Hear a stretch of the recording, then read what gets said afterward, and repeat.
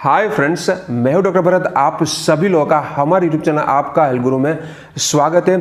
अगर आपके घुटने में आर्थराइटिस की असर है या फिर घुटने की कोई सर्जरी हुई है, इनके बाद आपका जो नी है वह इस तरीके से मुड़ा हुआ रहता है, पूरा आप इनको सीधा नहीं कर पाते हो।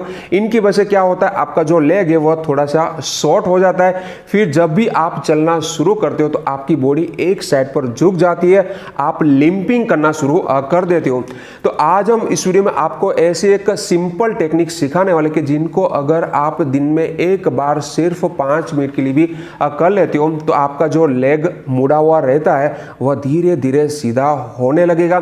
तो पहले यह टेक्निक को जान लेते हैं, इनके बाद यह टेक्निक के पीछे का साइंस क्या है वह भी डिटेल में जान लेते हैं। तो यहाँ पर यह एक्सरसाइज करने के लिए हमें इस तरीके से स्मॉल साइज का पिलो चाहिए। अगर यह पिलो नहीं है तो आप टॉवेल का रोल करके भी यह एक्सरसाइज कर सकते हो। इनके साथ हमें 1 किलो की सैंडबैग चाहिए। अगर सैंडबैग नहीं है तो घर में 1 किलो की कोई अनाज की या फिर नमक की थैली का इस्तेमाल करके भी आप यह टेक्निक कर सकते हो। तो यहाँ पर हमें यह टेक्निक को करने के लिए इस तरीके से दीवार के सहारे दोनों पैर को सीधा करके ऐसे बैठ जाना है। इनके बाद फिर हमें जो हमारा रोल था वह रोल को जिस साइड का पैर हमारा मुड़ा हुआ है वह पैर की जो एडी है वह एडी के नीचे इस तरीके से रख देना है। इनके बाद जो सैंडबैग थी वह सैंडबैग को घुटने से थोड़ा सा ऊपर हमारे थाई के ऊपर इस जगह पर यह सैंडबैग को ऐसे रख देना है। यहाँ पर हमारा जो पंजा है वह पंजा सीधा ऊपर की ओर रहना चाहिए, यानी कि इस तरीके से एकदम वर्टिकल रहना चाहिए। यह बात आपको खास ध्यान में रखनी है। के बाद यह पोजीशन में आपको 5 से 10 मिनट के लिए होल्ड करना है। आप टीवी देख सकते हो, म्यूजिक सुन सकते हो या फिर ध्यान भी कर सकते हो। यहाँ पर आप यह टाइम ड्यूरेशन और जो हमने ऊपर वेट रखा था यह वेट को भी धीरे धीरे आप अपने कैपेसिटी के हिसाब से बढ़ा सकते हो।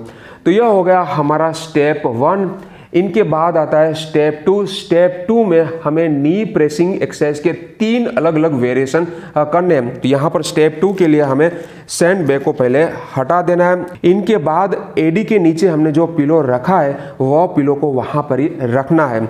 फिर हमें नी पंपिंग एक्सरसाइज करनी है, यानी कि घुटने को इस तरीके से नीचे दबाना है, फिर छोड़ना है, दबाना है, छोड़ना है, दबाना है, छोड़ना है। इस तरीके से 50 टाइम्स हमें यह नी पंपिंग एक्सरसाइज करनी है। तो यह हो गया हमारा पहला वेरिएशन। इनके बाद पंजे को खींचना है, फिर घुटने को नीचे दबाना है, 10 काउंट होल्ड करना है। 1 2 3 4 5 6 7 8 9 10।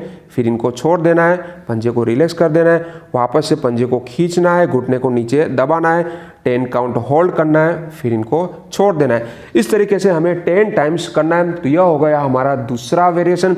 इनके बाद फिर हमें जो एडी के नीचे पिलो रखा था वह पिलो को हमारे घुटने के नीचे रख देना है। इनके बाद फिर पंजे को खींचना है, घुटने को पिलो के ऊपर दबा के फिर हमारी एडी को इस तरीके से ऊपर उठाना है। यहाँ पर आके 10 काउंट होल्ड करना है, फिर वापस से एडी को नीचे रख देना है, पंजे को रिलैक्स कर देना है, वापस से पंजे को खींचना है, घुटने को पिलो के ऊपर दबा के एडी को इस तरीके से ऊपर उठाना है, 10 काउंट होल्ड, फिर छोड़ देना है। इस तरीके से हमें 10 रिपीटेशन करना है।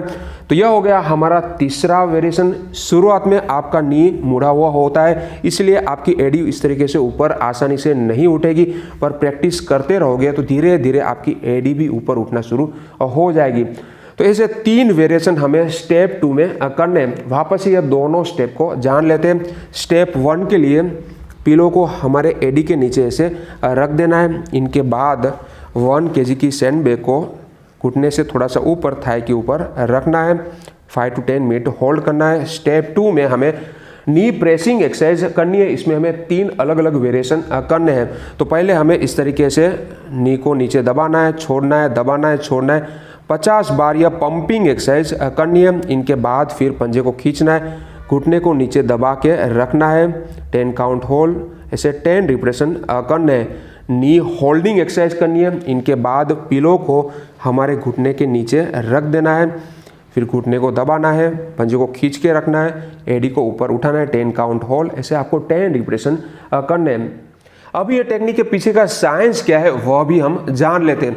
तो यहाँ पर हमारा नी मुड़ा हुआ रहने के दो मेन रीजन होते हैं। पहला रीजन है हमारे नी के पीछे का जो पोस्टीरियर कैप्सूल होता है, इनकी टाइटनेस, खास करके सर्जरी के बाद यह पोस्टीरियर कैप्सूल टाइट हो जाता है। इनके बाद फिर हमारा नी इस तरीके से बेंडिंग पोजीशन में रहना शुरू कर देता है। दूसरा रीजन है हमारे थाई के अंदर की साइड पर यहाँ पर वीएमओ मसल होता है, इनकी वीकनेस, खास करके सर्जरी के बाद। और अगर आपके घुटने में ऑस्टियोआर्थराइटिस है, इनकी वजह से भी हमारा जो अंदर की साइड का वीएमओ मसल होता है वह वीक होना शुरू हो जाता है और इनकी वजह से भी हमारा जो घुटना है वह इस तरीके से पूरा सीधा नहीं हो पाता है, क्योंकि हमारा जो वीएमओ मसल यानी कि वास्तस मीडियालिस ओब्लिकस मसल हमारे घुटने की लास्ट 15 डिग्री जो एक्सटेंशन वाली मूवमेंट होती है वह मूवमेंट करने का काम यह वीएमओ मसल करता है और इनकी वजह से हमारा लेग पूरा सीधा हो पाता है।